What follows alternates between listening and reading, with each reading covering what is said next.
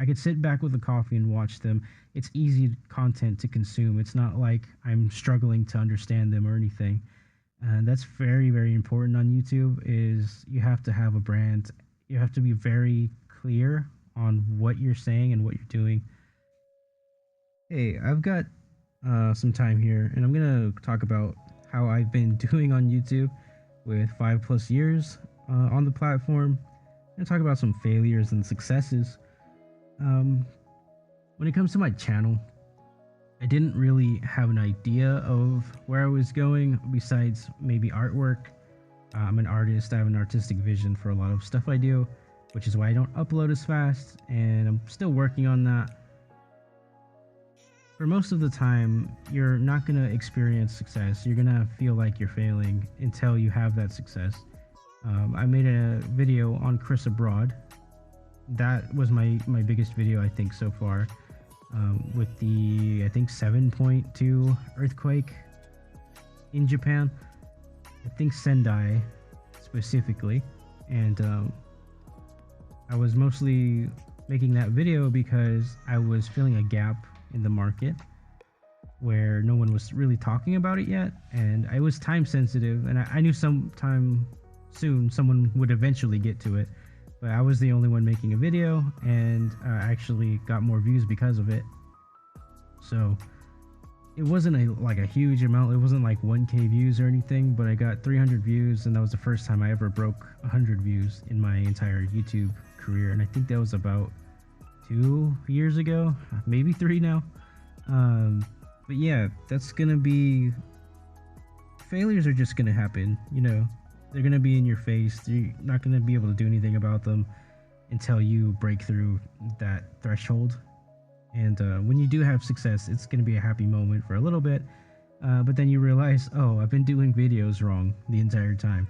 I better do what I did last time, so that way I get the same amount of views.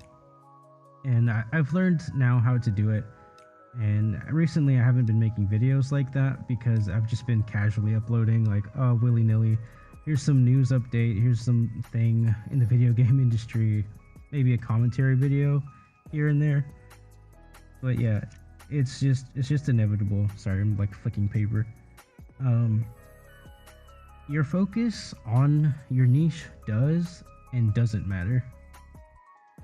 Okay, so why does focus matter? It matters because you need to stay consistent, right? You need to stay in your zone, whatever you're doing, wherever you can.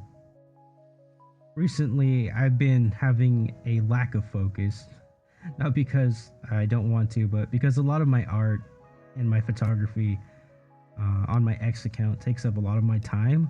So I should really just start documenting how and what I do as an artist. That's what I've always wanted to do, but I feel like it just doesn't work on YouTube. Plus, uploading art every now and then sporadically doesn't work for YouTube. You have to be basically a daily slop content creator, and that's just not me, but it's something I have to do and consider.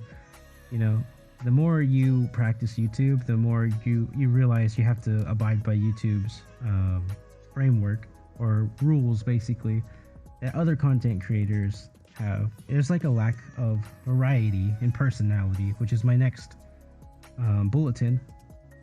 You know, it's just like, you can't be a varied person on YouTube. Everyone's pretty much the same guy, same girl, female, male, trans, whoever, that has to upload a certain way at a certain time in a certain niche, and you can't really separate yourself from those qualities. Sorry. That's another YouTube failure of mine. It's I keep saying and but it is what it is. This is from the heart right now, so you might not even hear. I might edit it out. I might not be lazy this time. And you might not find your voice on YouTube. It's been 5+ years for me, and I haven't really found a niche or market in the gap, a gap in the market where I'm really gonna be noticed. I'm just like everyone else. I'm trying to make photos. I'm trying to do videos.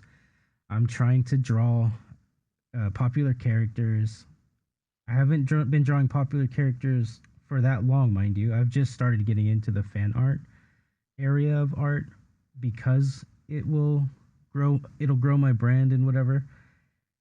YouTube, it sounds so cringe when you put it in words, but you know, you're growing your brand, you're growing your your art, you're growing your art, your business, photography, videography, whatever it is you're doing. When you're growing it, you have to be one of the statistics, one of the numbers in the algorithm doing it, and the right way too. If you're doing it completely opposite of everyone, you're not going to get noticed just because it's not familiar. People don't like when they deviate from what they know or what's familiar. So it's kind of like this uncanny valley where it's like, I don't really feel like watching this person because they don't make me feel like so and so when I watch them. Like I feel the same way about Call of Duty creators. Like some Call of Duty creators I'll watch because, you know, they have the good mic, they have, you know, the gaming footage that's spectacular. They have the news about Call of Duty, and you know, I could sit back with a coffee and watch them. It's easy content to consume. It's not like I'm struggling to understand them or anything. And that's very, very important on YouTube. Is you have to have a brand. You have to be very clear on what you're saying and what you're doing, and you have to be correct too. If you say anything false or incorrect, people come after you. It's very difficult to navigate that if you're just starting out and you don't know what you're talking about. Which, trust me, if you're just starting out and you make one video, you're gonna make a plethora of mistakes that you cannot go back and fix. You just have to basically cut that video off, unlist it, and re-upload something else where you actually know what you're talking about. So yeah, if you talk from the heart like this, I think that's a little bit better. Maybe not all of it's factual, but you can at least talk in a clear way on your experience, and you actually know what you're talking about through your own experience on this platform. And not to give you whiplash or anything, but I do have to move on to the next point, which is branding is simpler than everyone is saying it is. Like you don't have to have, you know, merch and a bunch of like, I don't know, things, and you don't really have to work on it too hard. Basically, you need a symbol that stands out and what your channel is about, and it has to be relevant, you know, to today and interesting. So basically, whatever your interest is, interested in, like say I like art, right?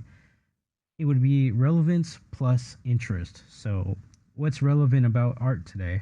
You could say fan art.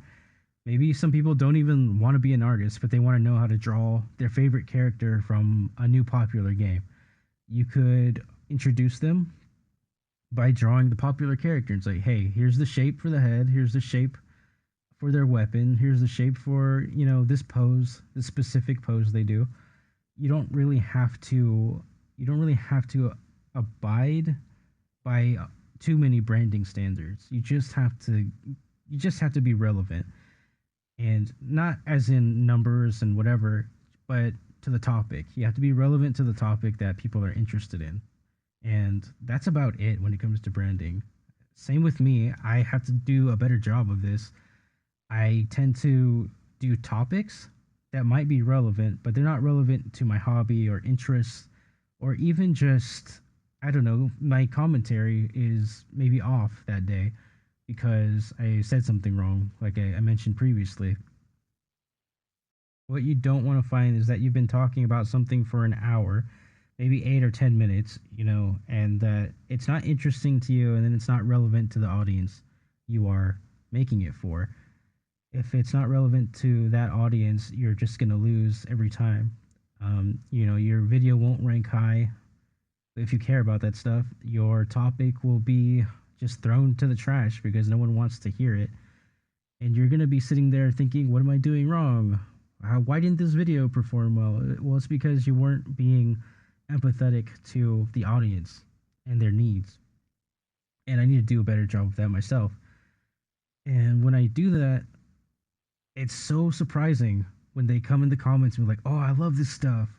Man, I can't wait to hear about this topic, and then it gets you a little anxious because you're like, oh, I hope this video is good enough for them. I hope they didn't waste their time.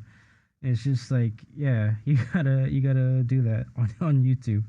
You gotta make sure you're treating people with empathy and giving them actual proper content that they actually want to sit down and enjoy with maybe a beverage or a snack or whatever they're doing. Maybe even working on projects in the garage. You know, you really want to stand out as someone to listen to, an authority almost on the topic. And if you're not doing that, you're just not doing a good job. And that's really where you need to be coming at this from.